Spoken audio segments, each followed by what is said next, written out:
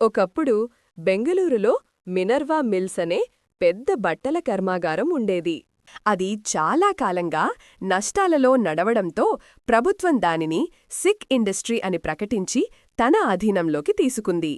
ఆ కర్మాగారం యజమాని చాలా బాధపడ్డాడు. అతను కోర్టుకు వెళ్లి ఇలా అన్నాడు: ప్రభుత్వం నా స్వంత హక్కులను, నా ఫండమెంటల్ రైట్స్ను కాలరాస్తోంది. ఇది న్యాయం కాదు.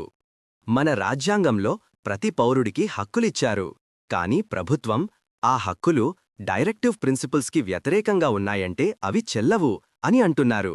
ఇది ఎలా సరైనది? ప్రభుత్వం వాదన ఇలా ఉంది: మేము 42వ రాజ్యాంగ సవరణ చేశాం. దాని ప్రకారం పార్లమెంటుకి రాజ్యాంగాన్ని మార్చే పూర్తి హక్కు ఉంది. మేము ప్రజల మంచి కోసం ఫండమెంటల్ రైట్స్ మీద పరిమితులు పెట్టవచ్చు.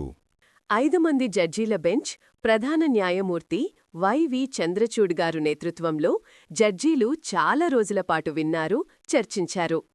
చివరగా చీఫ్ జస్టిస్ వైవి చంద్రచూడ్ గారు ఇలా అన్నారు: రాజ్యాంగం ఒక వాహనం లాంటిది.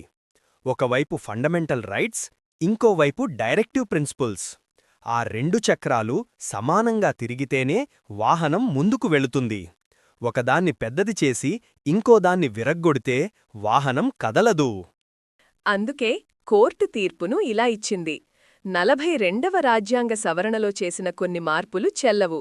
ముఖ్యంగా ఆర్టికల్ 31(0) చేసిన మార్పు అన్కాన్స్టిట్యూషనల్ అని తేల్చింది. పార్లమెంట్కి రాజ్యాంగాన్ని సవరించే హక్కు ఉంది కాని బేసిక్ స్ట్రక్చర్ని మార్చే హక్కు లేదు అని. దాని ఫలితంగా మినర్వా మిల్స్ యజమానిగారి హక్కులు రక్షించబడ్డాయి.